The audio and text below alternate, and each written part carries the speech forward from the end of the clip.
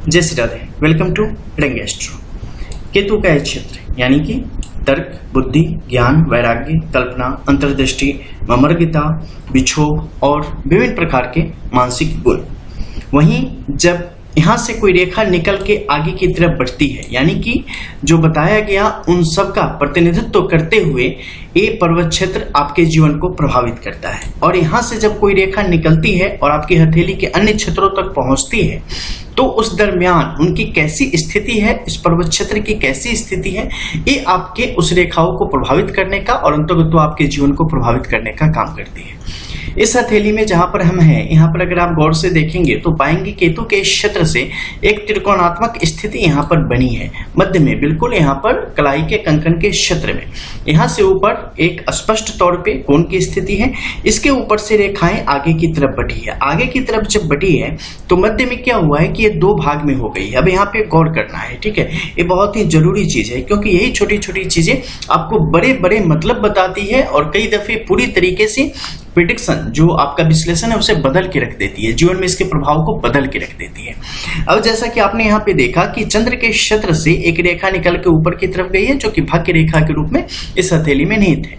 अब यहाँ से जब किनारे से कॉर्नर से बिल्कुल बुध की रेखा केतु के इस पर्वत क्षेत्र से, वो भी उस केतु से जो पूर्ण तौर पे दोष रहित है और समृद्ध स्थिति में है, यानी कि अपना पूर्ण फल देने की स्थिति में है। कुछ खास कालखंड में इसका विपरीत फल भी जातक को देखने को मिलेगा, लेकिन ज्यादातर मामलों में इसका जो है शुभ फल यहाँ पर जातक के लिए उपलब्ध है। अब ऐसी स्थिति में जब ये आगे की तरफ बढ़ी है तो इसमें आप देखेंगे तो इसकी एक जो मुख्य शाखा है ये ऊपर की तरफ बढ़ती चली गई है और एक अनंतर जो शाखा है किसकी, ये नीचे की तरफ गई है और जाके फिर से वापस पीछे की तरफ आके चंद्र के इस क्षेत्र में निहित होती चली गई है। अब मंगल के क्षेत्र से एक अन्य रेखा का प्रादुर्भाव हुआ है जो कि आगे की तरफ बढ़ी है और ऊपर अगर आप देखेंगे तो शनि के क्षेत्र में, माफ कीजिएगा, सूर्य के क्षेत्र में स्पष्ट तौर पे चलती चली गई है।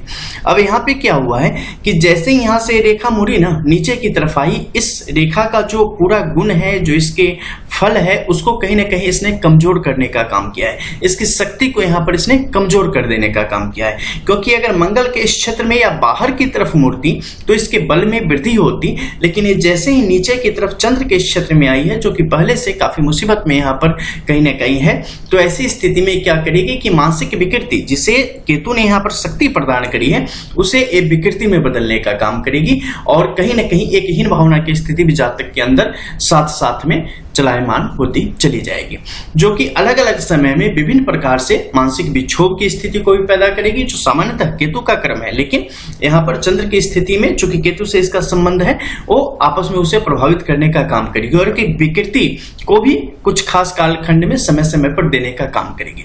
अब बातें आती है कि कौन किसे प्रभावित करेगा, कितना प्रभावित करेगा और कब प्रभावित करेगा, किसकी जीत होगी, यानी कि जो समस्या है उसकी जीत होगी या जो आपका हौसला है उसकी जीत होगी, बल की जीत होगी। उसे देखने के लिए आपको ऊपर जो यहाँ पर रेखाओं की स्थिति बनी है उसे देखना पड़ेगा।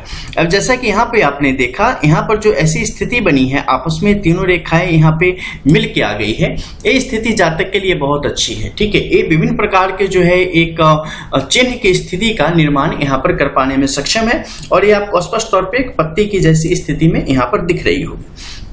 जब भी ऐसी स्थिति बनेगी ये आपके लिए क्या होता है कि एक कोण के तौर पे और एक त्रिभुज के तौर पे यहाँ पे काम करती है और उसका फल जातक को जीवन में प्राप्त होता है। विभिन्न प्रकार के धन लाभ, विभिन्न प्रकार के ज्ञान अर्जन की स्थिति और अपने पार्टनर के साथ अपने जीवन को और भी ज्यादा समृद्ध कर लेने की स्थिति को दर्शाने का काम करती है। ऐसे लोग अपने जीवन में किसी का सहयोग लेकर, किसी को सहयोग करके और ज्यादा से ज्यादा अगर देखें तो विवाह के बाद जो एक दंपति के रूप में इन दोनों का सहयोग होता है वो बहुत ही श्रेयस्कर होता है और ऐसे लोग सहयोग पाकर अपने जीवन में और ज्यादा दिन दुगुनी रात चौगुनी करने की स्थिति में आ जाते हैं। जब भी ये आपस में जुड़ जाएंगे यानी कि कोई एक शक्ति और इस शक्ति के साथ मिल जाएगी, उसी समय इसका प्रभाव यानी नीचे आने वाली जो रेखा है इसका जो बुरा प्रभाव है वो अपने आप स्वतः ही खत्म होता चला जाएगा और ये रेखाएं पूर्ण तौर पे शक्ति के साथ काम करना प्रारंभ कर देगी और जातक की बौद्धिक क्षमता के द्वारा जातक के जीवन में उन्नति के मार्ग को खोल देगी, प्रशस्त करती हुई चली जाएगी। लेकिन इसी के मध्य एक और रेखा है जो कि यहाँ पर बलवती होती चली जा रही है मंगल के क्षेत्र में। एक क्या करेगी, विभिन्न प्रकार के शारीरिक उपद्रव यानी कि स्वास्थ्य संबंधी समस्याओं को भी यहाँ पर पैदा करने का काम करती है। वाक जो संबंधी जो परेशानी है उसे भी खड़ी करने का काम करती है। भ्रम की स्थिति को भी यहाँ पर बढ़ाने का काम करती है और हमसे होने वाली कुछ ऐसी गलतियों को दर्शाने का काम करती है जो गलतियां अनायास ही हमारे द्वारा होंगी और उसके कारण हमारा एक अच्छा खासा समय यहाँ पर प्रभावित होगा और मानसिक तौर पे एक उद्विग्नता की स्थिति पैदा होगी, एक चिंता की स्थिति भी यहाँ पर साथ में पैदा होती चली जाएगी। अब नीचे के क्षेत्र में आप देखेंगे तो यहाँ पर चंद्र का जो शॉर्टेज है बिल्कुल एक अच्छी स्थिति है। इसमें क्या है कि जातक अपना जो पूरा प्रभाव है या जातक अपने जीवन में जो उसके लाभ है उसे अगर पाना चाहता है, उसे अगर दिखाना चाहता है तो निश्चित तौर पे जातक का जहां जन्म हुआ है उस जगह को छोड़े और प्रदेश की यात्रा करे, यानी कि बाहर दूर देशों की तरफ जाए और वहां पर पूर्ण रूप से अपने भाग्योदय का लाभ उठाए। ऐसे लोग अपने जन्मभूमि पर, जन्म स्थान पर रह के कभी भी किसी भी सूरत में सब कुछ रहते हुए भी उन्हें कोई भी लाभ वहां पे नहीं होने वाला है। जैसे कि आप देखते होंगे जीवन में कई बार आपके पास बहुत ज्यादा ज्ञान है, बहुत ज्यादा कैपेसिटी है, कैपेबिलिटी है, आपके पास अद्भुत क्षमता है, हुनर है अलग अलग चीजों में, लेकिन आप किसी ऐसी जगह पर हैं जहां उसकी कोई पूछ नहीं है और आपसे बहुत कम ज्ञानी लोग या आप समझ लो कुछ भी नहीं है और वो किसी ऐसी जगह पे है जहां उसकी शॉर्टेज है तो वहां पे मतलब राजा बन के बैठे हुए हैं और आप सब कुछ होते हुए भी आप किसी काम के नहीं है।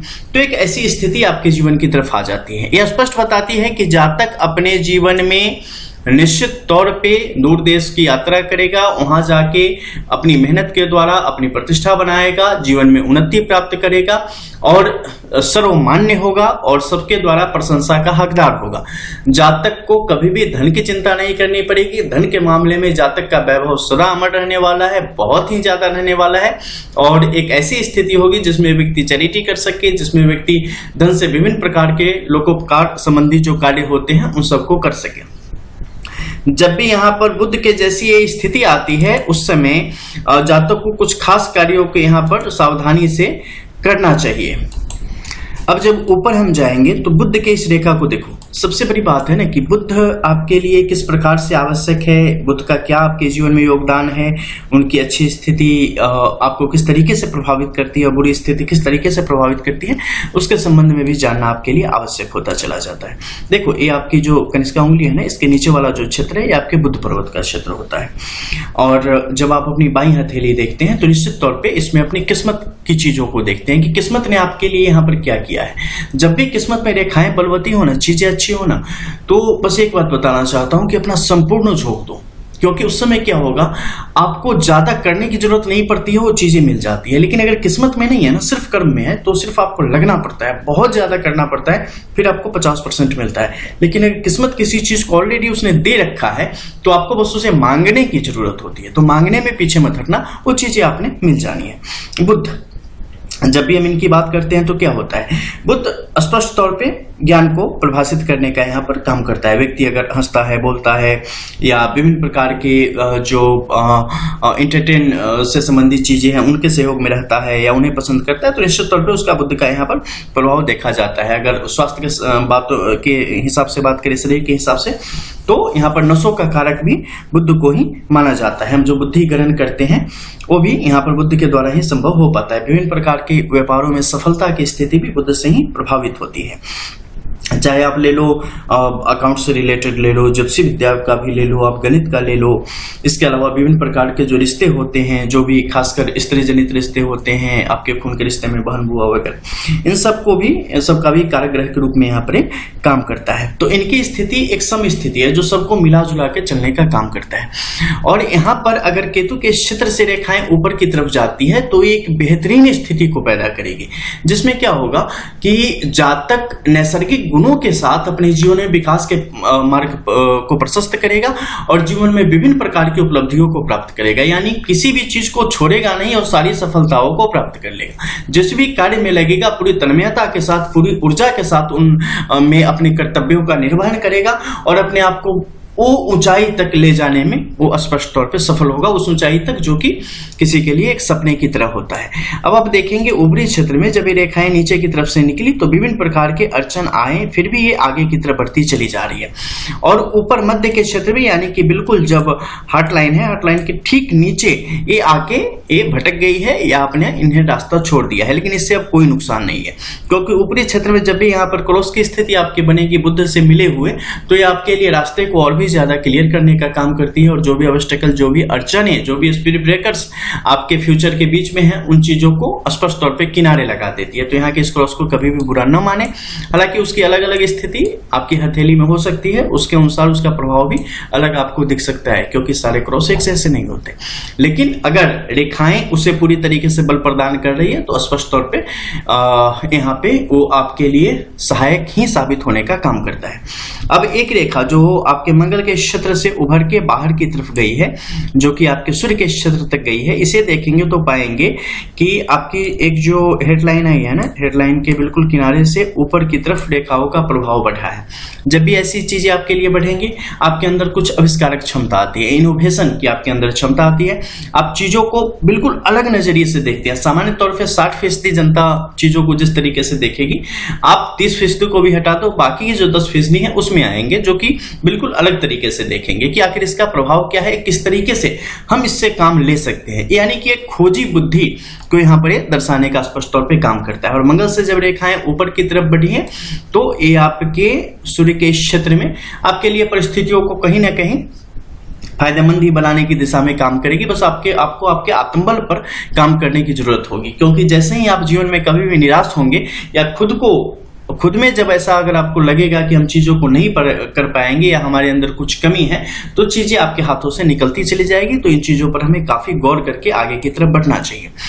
इसके अलावा आप शुक्र के क्षेत्र में देखेंगे तो पाएंगे कि शुक्र की स्थिति यहाँ पर काफी बलवत्ती है, और जातक के अंदर विभिन्न प्रकार की जो गतिमान ऊर्जा है उसे बढ़ाने का भी यहाँ पर काम कर रही है। और ये जातक को दोनों तरीके से प्रभावित करने वाली है। एक मामले में ये जातक को जो चतुर्मुख पुरुषार्थ है और उसे भी यहाँ पर जातक के लिए बेहतर करने वाली है, और दूसरी तरफ जातक के लिए चतुर्मुख पुरुषार्थ के अलग अगर चीजों को देखें तो उनके लिए नुकसान की स्थिति को भी दिखा रही है। हर एक पक्ष का एक श्वेत और एक स्याह पक्ष होता है, तो ऐसे ही चूंकि ये बहुत ज्यादा बलवती है तो इसका एक स्याह पक्ष होगा जो कि शरीर के इर्द गिर्द होगा, और वो मानसिक विकार देने की स्थिति में होगा। तो ज्यादा इसमें खुल के नहीं जाते, इशारों में ही चीजों को कई दफे समझना बेहतर होता है।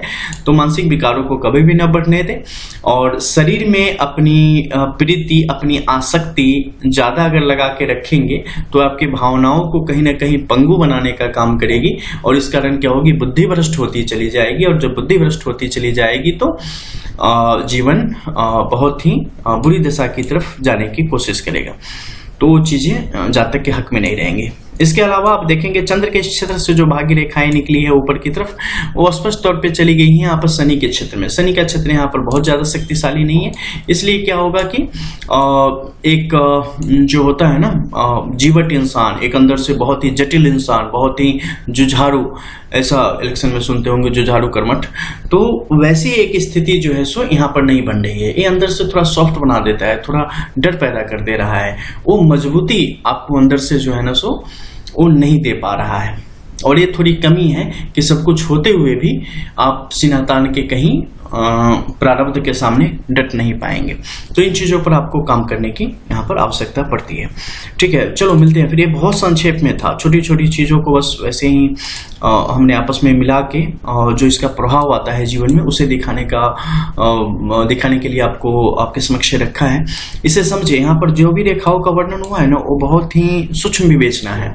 ठीक है, उसे बहुत अच्छे से समझ जाओगे तो मतलब बुध और केतु का संबंध और इसके बीच आने वाली बहुत सारी अड़चनों को वैसे ही सुलझा लोगे। ठीक है, इसके अलावा ये बहुत सारी चीजें हैं जो बिल्कुल प्रेडिक्शन को बदलने की क्षमता रखती है। फिर नेक्स्ट वीडियो में इसके बारे में और बहुत कुछ जानेंगे। तब तक के लिए जय जय श्री राधे।